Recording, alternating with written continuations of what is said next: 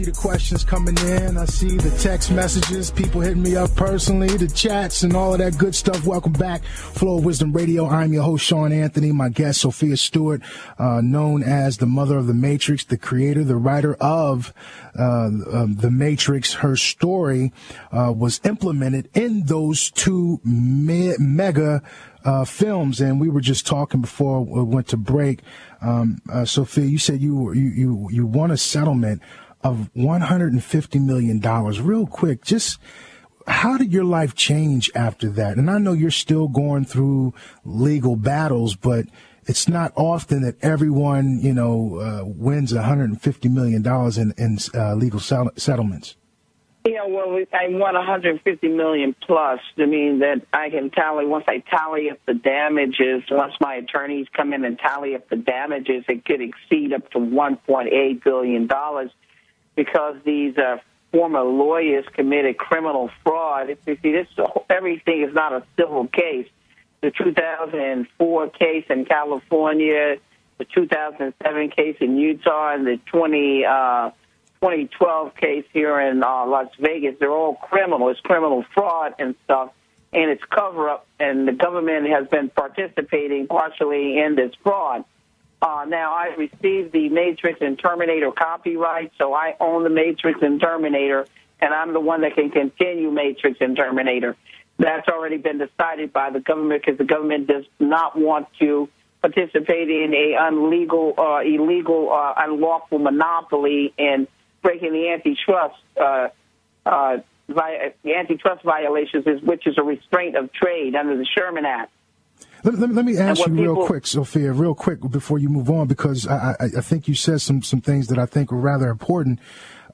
You own the copyrights to the Matrix and the Terminator, and I've seen it. As a matter of fact, the documents, I posted links to everything, the PDFs of the court cases and everything on flowofwisdom.com. Her website as well is called truthaboutmatrix.com. Let me ask you this. Do you receive residuals or royalties now from everything that was made prior to these court battles? Well, that's what I'm trying to explain to people, that once I go in and my attorneys come in and tally up the damages and start making the amends, because, see, the government has to come in and make some of these amends also, because I'm the only one that the trademarks belong to, Matrix and Terminator. Now, one of the lawyers, Jeffrey D. Ford, he's been compromised and bought out by Warner Brothers. He's blocking my Matrix trademark with my own derivatives. One of the derivatives that he's using to block my trademark with is Enter the Matrix, a video game. And what happened was Warner Brothers came in there and they got canceled out on all the trademarks that they got illegally. They got canceled out on the Matrix movie, 1999 movies, the characters, the games, everything, merchandising and so forth, on June the 13th, 2012. And I can show the documents of proof to anybody. I can show them the judgment award and so forth. So Warner Brothers and the Wachowski brothers never had any copyrights. The Wachowski brothers never wrote anything. They never assigned anything to Warner Brothers because they never had anything. They pulled the Houdini and a Milli Vanilli on you guys. They pulled the Houdini and a Milli Vanilli, and the government shut them down and gave me the copyrights. Now, let me tell you something, everybody. I'm in the World Book of Guinness, or should be in there, because when I applied for the Terminator copyright, I applied on February the 7th, 2013, and the government gave them to me on February the 8th, 2013. The fastest anybody's ever gotten a copyright. You ain't never lied about that. That is quick. That is quick. We're talking to Sophia Stewart, the mother of the Matrix. This is Flow of Wisdom Radio. I'm your host, Sean Anthony. And we have, let's take some phone calls, Sophia.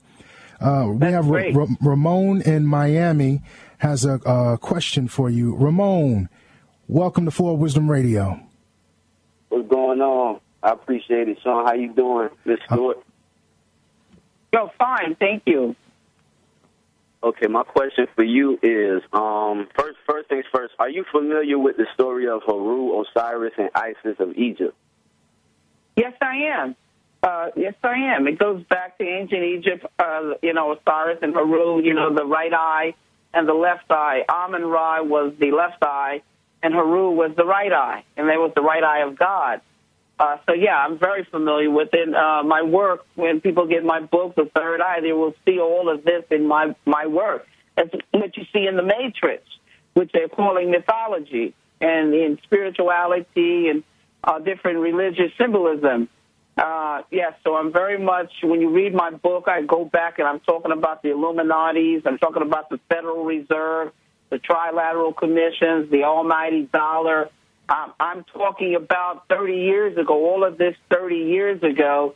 I'm the one talking about digital downloading, barcodes, scanners that you're using now to scan your food. I'm talking about it 30 years ago.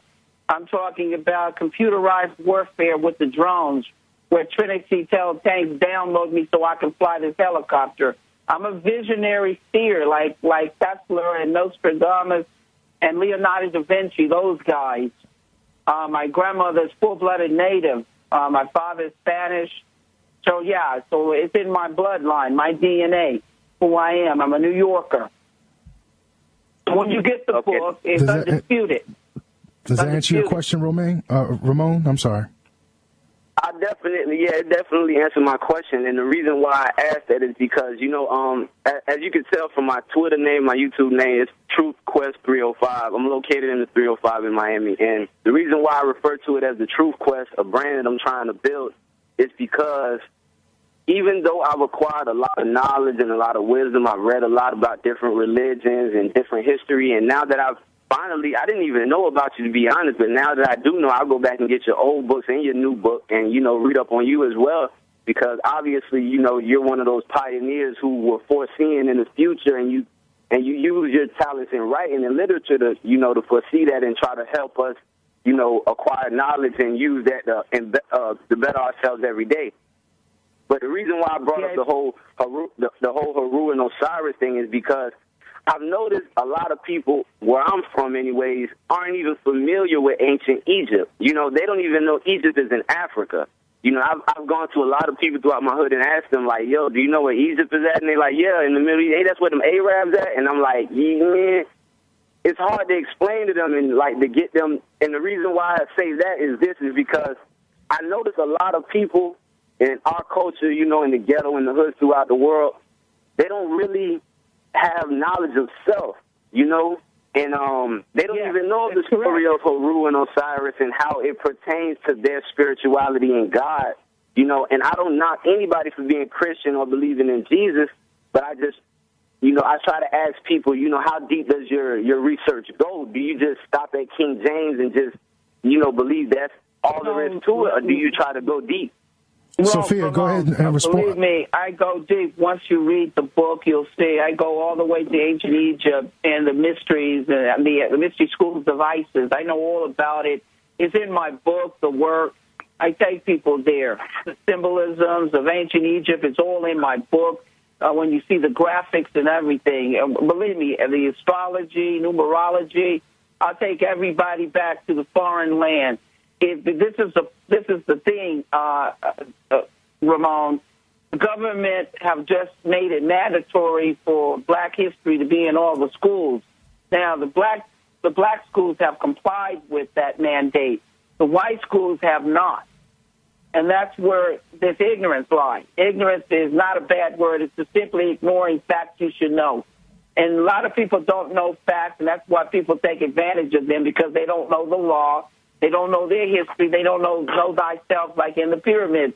Over the pyramids, it said, know thyself. And when you don't know yourself, then you are taken. And this is what's going on, all this cover-up and hidden and stuff, and the masses hanging out and being ignorant of what's going on. You can fleece any sheep if he doesn't pay any attention. A wolf will come along and wolf and eat him up. And We're talking to Sophia Stewart, our guest. Sophia, we have some other questions. Thanks for the call, Ramon. We appreciate it. 877-300-7645. That's toll free, 877-300-7645. If you have questions for Sophia Stewart, the mother of the Matrix. On Twitter, at Mimi is asking, why did God choose you to have your gift, Sophia? I feel like that God he uses anybody. He can use any vessel that's willing to be in obedience.